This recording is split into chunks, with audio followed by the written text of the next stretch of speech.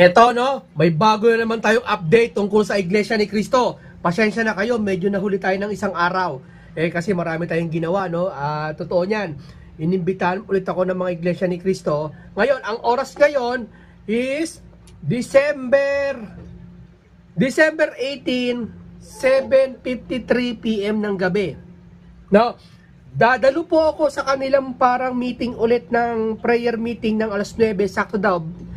Bago tapos nito, pupunta na ako, didiretso na ako doon. No? Pero may napansin ako.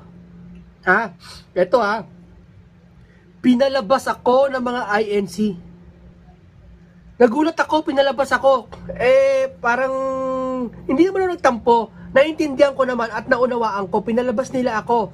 Malalaman nyo kung bakit ako pinalabas ng mga Iglesia ni Cristo. No, ito muna ikukwento ko. May nabalitaan din ako sa mga Iglesia ni Cristo. Grabe pala ang pagpapahalaga nila talaga sa kanilang sambahan o simbahan. No? Na sabi ko nga, ginugugulan nila ng mga halaga, pinapaayos nila yung kanilang simbahan.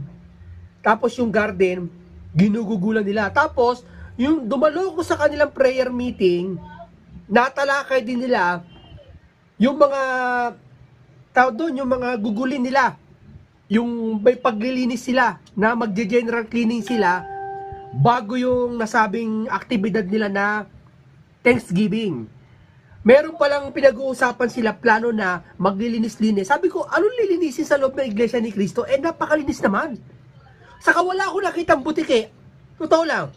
Ito di ba sa mga pader na mga malalawak sa mga ibang simbahan, may makikita ka, puro butike, mga agiw. Kadalasan. Pero sa mga Iglesia ni Cristo, wala akong nakitang butike ni isa. At ipis. At wala akong nakitang agiw. O yung mga sapot ng gagamba sa mga chandelier, wala akong nakita. Sabi ko, anong lilinisin? Bakit maglilinis?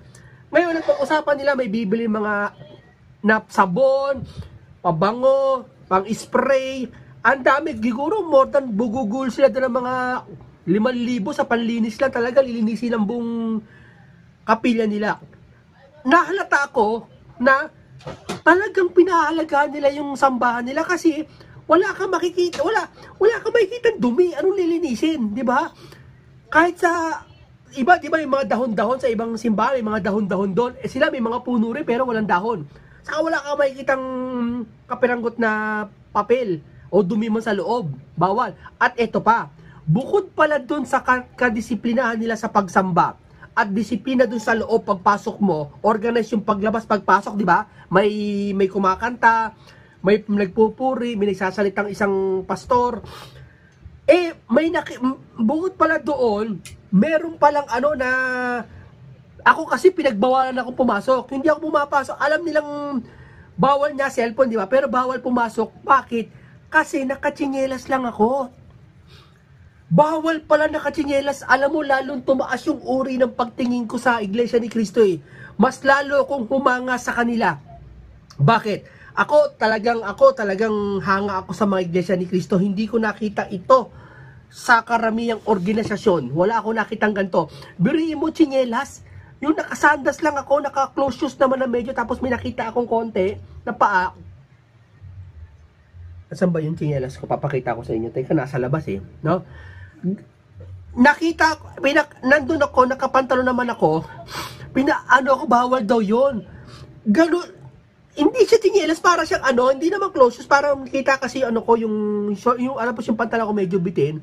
Hindi daw pwede yon.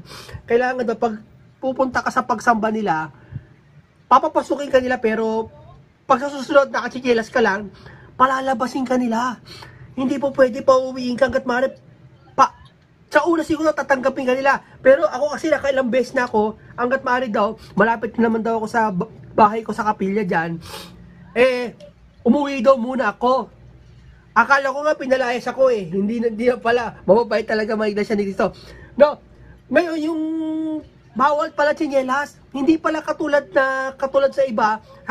Sisimba ka, pwede nakatsinelas, pwede sa gusto mong suot. Hindi. Meron silang uniform. Meron silang code, dress code na bawal ganto. Bawal maiksi ang suot, kailangan mahaba, bawal nakasando. 'Di ba? Kasi ako, sumisimba ako, nakasando lang minsan ako sa gilid Hindi naman nakasando, yung talagang may rin. Tapos nakatsinelas short lang ako, pwede na. Walang sumisita sa akin. Pero sa Iglesia ni Cristo, pagkasabihan ka. Tapos hindi ka pwede pumasok sa loob na nakatsinelas, naka-short. Yung pa pala, naka-short. Bawal po naka-short sa mga Iglesia ni Cristo, pasamba ka, papasok ka. Kahit yung ang lakas ng yung pagturing nila sa sambahan nila, yung paggalang nila sa bahay na tinuturing ng Diyos, bahay ng Diyos, na doon tumatahan ng Panginoon Diyos, hindi nila nagpapasok ng mga kapintasan, halimbawa, nag-short ka lang. O kaya kahit pupunta ka lang doon, bawal. Kahit sabi mo emergency, hindi ka pwedeng pumasok naka-short lang. Paggalang yun. Parang ganito, pag ganito hula ko eh. Di ba yung sa mga doon sa mga presidente ng Pilipinas sa Malacanang, hindi ka naman pwede na, teka lang, ang nakatinailong ko, ano ba to? Ay, pinusumpong na naman ako ng rhinitis ko, tawing ganito. Nira-rhinitis na naman ako, mga kamunti. Hindi ko alam, may lagi ganito, wala naman ako sipon, pero pag nangangatilong ko, nira-rhinitis ako, hindi ko alam, parang masakit ulo ko, parang sisipon ako, parang running nose, hindi ko maintindihan eh. No? Kaya pasensya na kayo, minsan sumisingot-singot ako. Eh, hindi ko mapigilan ito kasi walang edit to eh. Diretso lang ako salita, hindi to, wala tong script, no, wala tong oras lang, titignan ko yung oras. Tapos meron din ako para hindi ko rin makalimutan yung sinulat ng Iglesia ni Cristo. Patandaan lang kung ano yung mga sasabihin ko, papaliwanag ko kung ano yun, no. Ngayon ito na. Nasa na ba tayo? Andun niya. Doon sa Malacanang, pagpapasok ka, hindi ka naman pwede nakatsinelas lang, di ba? Kailangan nakapormal ka sa dibu. Hindi ka pwede nakasapas lang, nakatsinelas lang, nakashort lang. Sa mga kagalang-galang ng mga hotel, sa mga kagalang-galang ng mga executive na lugar, hindi ka pwede pumasok doon nakashort lang o nakasando ka lang. Yung pa kayang itinuturo nilang banal na sagradong lugar, hindi ka pala pwedeng pumasok nakatsinelas, nakashort lang. Naisip ko, ang lakas ng paggalang nila. Yung pagpapahalaga nila doon sa ginagawa nilang worship at doon sa paggalang nila sa tahanan ng Diyos na kinikilala nila, talagang mataas ang uri. Hindi ako nakakita ng ganito, ng kataas ang uri. No? Talagang asikaso, magmula sa kapilya, wala silang duming makikita. Kahit sa bubong sumilip ako, walang dahon na nalaglag, walang baradong kanal, o walang, saka hindi madilim loob, hindi makulimlim, maliwanag sa loob, puno ng chandelier. No? At isa pa, hindi pala evacuation center ang Iglesia ni Cristo. Kasi marami kasing bumabatikos sa kanila, bakit daw pag nagbaha, yung simbahan evacuation center. Samantala yung kapilya ng Iglesia ni Cristo, hindi evacuation center, bawal magpapasok. Alam nyo kasi ganito yan, para sa aking opinion tinuturi, yun yung bawal, nakatsinelas ka lang, kapatid na nila, hindi pwede papasukin eh. Matagal na sa kanila yun doon na mismo tumandaan sa kapilya nila. Hindi pinapasok pag nakatsinelas lang, nakashort ginagalang eh. Di ba? Talagang, hindi naman sa hindi papapasukin. Papapasukin siya pag sabihan ka, pag babawalan ka. Hanggat maaari, umuwi ka, magpalit ka ng, tatambay ka rito, nakashort ka, hindi po pwede. Di ba? Mahalay, kumbaga masagwa sa kanila. Kumbaga, dito, tapos evacuation center, para sa akin hindi evacuation center to eh. Hindi nila deserve mag-evacuation center kasi ang katwiran nila, nakikita ko, oras ng sakuna, ang mga kapatid pinaghahanda na nila. Ang unang paghahanda ng ginagawa nila, nananalangin sila sa loob ng kapilya. Nananalangin silang taimtim, isinasama yung kalamidad na darating na Diyos ko, ikaw na bahala sa amin mga kapatid na sasalantay ng bagyo, na paghahanda na ng mga Iglesia ni Cristo, pati yung mga security nila, hinahanda na sa mga lugar. No? Kaya walang evacuation nangyayari. Hindi siya pwede evacuation center kasi nga, naalala ko yung talata ng Biblia, kaya bawal sa totoong religion, para sa akin bawal ang evacuation center sa loob ng bahay-sambahan. Sinasambahan ng mga worshiper ba tawag ito, yung mga sumasamba. No? Naisip ko yung talata ng sinabi ng Panginoon Kristo, nagalit siya yung tagpo kung saan sa harap ng bahay-sambahan ata yun nung panahon ng Panginoon Kristo, may mga nagtitinda. May titinda ng mga ulam o prutas. Di ba nagwala ang Panginoon Kristo, nagalit? Tinaob niya lahat ng basket, tinaob niya lahat ng mga paninda. Sabi ng Panginoon Kristo, bubuod ko na lang. Sabi niya, bakit nyo ginagawang tindahan tong bahay ng Panginoon Diyos sa harap pa? Doon lang sa harap yun na bawal na ng Panginoong Jesucristo. Doon pa kaya sa loob, sagradong bagay. I-evacuation center mo, maihiga ka doon. Hindi sagrado. Sa Muslim niya, bawal sa Muslim, gawin mo sa Muslim niya. Yung pinaka-mosque nila, matulog ka doon. Bawal. Hindi pwede kumain. Ito pa, sa loob ng kapilya, bawal kumain. Bawal pala kahit sa cellphone, bawal din kumain sa loob ng kapilya. Kasi nagagawa ko sa ano yan sa simbahan Kung pwedeng konti, biskuit, kanin doon ka sa likod. Hindi naman kanin yung susubukan ng basta hindi mo nang kita rin na sa likod. Pero sa Iglesia ni Cristo, bawal. May iiwan ka lahat yung bag mo, hindi pwedeng dalhin sa loob. Wala kang iiwang gamit sa loob. Iiwan mo doon sa guardhouse nila. Nakita ko yung disiplina nila. Yung pagtaas ng uri ng kanilang pagsamba. Lumalapat sa sinasabi ng Biblia, tumatama sa kanila. Tumatagos sa hanggang buong sambahayan nila. Nakikita ko. Yun ang mga bawal evacuation center. Hindi sila evacuation center. Kumbaga, tinuturo nilang banal yun. Maging sila man. Kapilya na nila yun Hindi sila nag-evacuation center para pumasok sa kapilya. Hindi ganun. Bahay ng Panginoon Diyos yun. Malakas ang turing nila doon. No? Kaya ako talaga hanga ako sa mga iglesia ni Cristo. No? Ano yan talagang, isa pa, bawal manigarilyo doon. Kasi di ba, iba pwede manigarilyo, doon. Ako kasi dati ginagawa ko pero sa labas din naman, no? At isa pa, may napansin pa ako sa kanila, no? Bukod doon sa mga sinabi ko,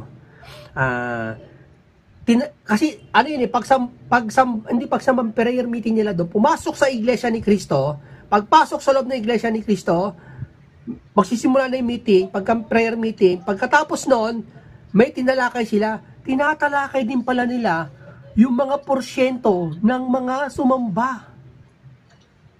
Natalakay nila doon, napasama doon sa nila pagkatapos ng usapin, bago ako lumabas. Oo, yung mga sumamba dito ngayong araw to, may porsyento sila. Tapos, binilinan yung mga, hindi ko lang tawag doon parang leader nila doon sa grupo nila sa isang lugar, binili na dalawin yun. Hindi pala totoo siya sabi ng iba, pupuntahan ka para singiling ka ng abuloy. Hindi totoo yun. Wala palang ganun. Akala ko dati ganun, pero ngayon hindi pala. Hindi pala, mula pa dati.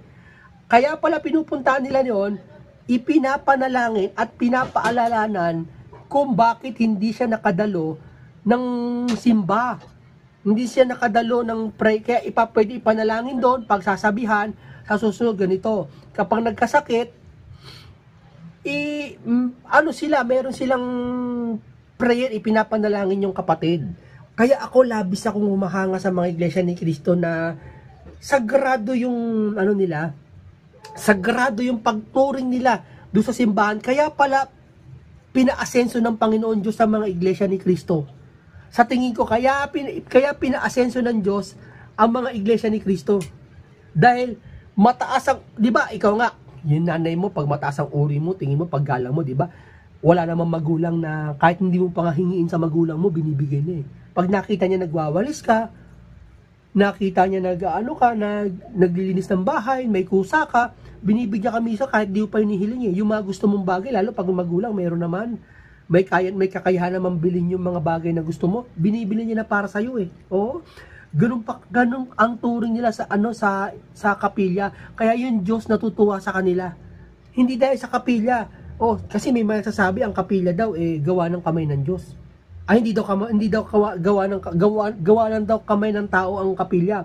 Siyempre naman gawa ng kamay ng tao. Lahat naman sa mundong ito gawa ng kamay ng tao 'Di ba? Pero ang point doon, yung pinaka-logic doon, kung gawa ng tao ang kamay, saan mo gagawin yung pag-worship? Sa ginagawang pag-worship, halimbawa, gawa na naman ng kamay ng tao yun. Diba? Hindi naman masama siguro porket gawa ng tao, hindi natin pahalagahan. Ipagpalagay natin gawa lang talaga ng kamay ng tao yan, hindi dapat pahalagahan. Kasi may sinasabi sa Biblia na nagtipon sila, kumuha sila ng mga kahoy sa isang kagubatan niya, tapos nagtayo sila ng templo, ginagawa nung araw yan. Kasi bakit? Hindi lang dahil sa gustong malugod ng Panginoon Diyos, ginagawa nung araw ng mga Israelita yan, para may sisilungan sila habang nag-worship sila. Pangit naman yung nag-worship ka, maraming tao sa paligid mo nakakakita. Di ba? Nadaan yung mga sasakyan, nauusukan ka. na maulan, naiinitan ka, siyempre magtatayo ka ng isang parang kung bahay na sa sambahan mo. Yun yung ginagawa ng Iglesia ni Cristo, at kaya sila pinagpapala ng Panginoon Diyos. Nakuha niyo punto ko, mga kamunti, na gayahin natin ang mga Iglesia ni Cristo para sa akin, na napakalinis nila sa kapilya. Wala akong dumi. Taka nga ako eh. Anong lilinisin sa loob? Ang linis na nga. Hindi lang pala ang purpose nun, para maglinis talaga. Ang pinaka-purpose nun, parang ganito eh. Di ba yung gitara mo, pag mahal mo, di ba, pinupunasan mo? Pero may punas ka ng punas kahit malinis naman. Bakit? Kasi mahalaga sa'yo. Yung kotse, di ba, minsan, car wash na, malinis na. Pero pag bago, nakita mo, mahalaga sa'yo, di ba? Mayat-maya, hanggat maaari, punasan mo. Maalikabok ka ng konti, pupunasan mo. Ganon din ang kapilya nila. Hindi dahil sa madumi. Talagang may mga bagay na pinahalagahan. At walang ma-impress, wala kang ma-impress, wala kang masabing isang katumbas na salita o gawa. Kaya ang ginagawa mo na lang, linisin ulit ang malinis na. Para ipakita mo sa Diyos na pinaglilingkuran mo, na ganun mo pinahalagahan yung itinuturing na sambahan at bahay ng Diyos ng Iglesia ni Cristo. Naglilinis sila. Gumagawa sila ng schedule para malinis yung lugar nila. Ang galing. Sa pamamagitan nito, sabi ng talata ng Biblia, nababasa ko, kung ano yung mahalaga sa Diyos, na mahal mo, na minahal mo. Kaya ang billing ko sa mga kabataan ngayon, lahat na nakikinig ngayon mahalin mo yung kung ano yung mahal ng Diyos. Di ba? Mamahalin ka niya. Di ba? Kahit sino naman, halimbawa, mahal mo yung mamahalin mo yung taong mahal mo Gets mo? Pahalagahan mo yung ng Panginoon Diyos. Kasi ay paniniwala ng Iglesia ni Cristo, no? Ako kasi naniniwala ako talaga na ang Iglesia ni Cristo pinagpapala sa pamamagitan ng kanilang mga gawa at sa kanilang mga disiplina. Hanga ako, lumabis akong paghanga. Ngayon, pupunta ako doon. Pagkatapos nito, ibabalita ko sa inyo mga bago. May meron daw pag mimitingan ata, sumama na ako. Sinabi ng kanilang worker, yung manggagawa na tinatawag, may pagmimitingan na para sa gagawing year-end nila. Na doon, i-update ko rin kayo doon sa year-end na gagawin nila. Labis ako humanga. Biruin mo yun, di ba? Kaya ako, pag mataas na uri ng yung mga panalangin nila, di ba? Pagsagot, opo, amin. Di ba? Doon pa lang, kitang-kita mo na ang pagpapahalaga. Sana magawa ito, no? Magawa ito ng, kasi sabi niya ng nakausap ko doon, ang pagtawag sa Diyos panalangin, hindi lang kung para mo lang humiling ka ng isang kausap na tao. Hihiling ka sa puso, yung may pagmamakaawa. Hindi yung parang ganito Halimbawa, hihiling ka sa isang mataas na tao, mayor. Halimbawa, Mayor, gusto ko po sana na bigyan mo po ako ng bigas sa isang sako. Bigyan mo po ako, pagkalo mo po ako. Parang yung mayor, parang parang sino ka? At bakit? Bakit? Ano meron? Bibigyan ka ng pero hindi maano sa puso mo. Basta ka nang hingi, 'di ba? Yung tao lang yun pero ang Diyos kapag nilambing mo sa kanila, may paglalambing na tinatawag. Na nakausap ko, kumain kami sa tapsihan. Kausap ko yung mga iglesia. Katabi lang kasi talaga ng iglesia yung tapsihan dyan Kausap ko, may pagdalambing sila sa panalangin. Pag nanalangin sila sa Diyos na, Panginoon, sana po makapasa ako sa exam. Oo, makapasa ako sa exam.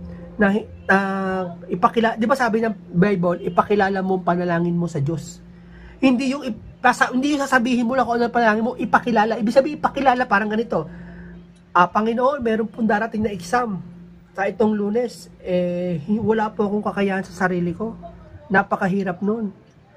Nag-aral naman ako pero baka makalimutan ko, ma-mental block ako. Nakita mo, hindi yung parang hihiling ka lang, pengi ako 5 piso. Hindi. Ipapaliwanag mo kung bakit ka hihingi ng 5 piso. Mama, hingi po ako 5 piso kasi kailangan ko dagdag lang. Kasi magigipit ako pag hindi ka ipapakilala mo. Okay, sa magulang mo pag sasabi ka, sa magulang mo pag sasabi ka, di ba? Makahilingan. Ma, bili mo naman ako ng halimbawa ng gantong bag. Ipinapakilala mo. Bakit ka bibili ng bag? May bag ka pa. Hindi kasi ganito, ganito eh. Pinapakilala mo yung kahilingan mo sa nanay mo. Ganon din sa gusto ng Diyos. Yan ang sikreto ha. Sinabi sa akin ng mga iglesia ni Cristo, atin lang to, sikreto yun. Pag ginawa mo, pinapakilala mo, iba yung panalangin lang. Na, sinabi mo lang yung gusto mo. Iba yung pinapakilala mo sa panalangin, yung gusto mo. Iba yun. Oh, di ba? Bakit mo gusto yan? Di ba? Kasi ganito, kailangan ko po sa school. Tapos, kung hindi man labag sa kalooban mo, Panginoon, ipagkaloob mo po sa akin ito na gagamitin ko naman sa kabutihan to, di ba? Mas malinaw, mas gusto ng Diyos yun, at yun ang tama. At yun ang nakita ko sa mga iglesia ni Cristo, kung paano sila humiling sa panalangin. Nakikita ko ang mga iglesia ni Cristo, sa ayon sa gusto, dinidinig sila ng Panginoon Diyos, dinidinig ang kanilang panalangin. Oh, ako sa tanda ko na ito, sa dami kong pinuntahang organisasyon, sa Iglesia ni Cristo mukhang dinidinig ang panalangin. At hindi lang mukhang dinidinig ang panalangin, mukhang 100% dinidinig ng panalangin sa Iglesia ni Cristo. Hindi dahil sa kanilang mga kasalanan, hindi dahil sa kanilang mga gawa, kundi dun sa procedure ng kanilang panalangin. Kung paano naglambing si Abraham nung araw, kung paano manalangin si Moses nung araw, kung paano tumawag ang mga apostol at mga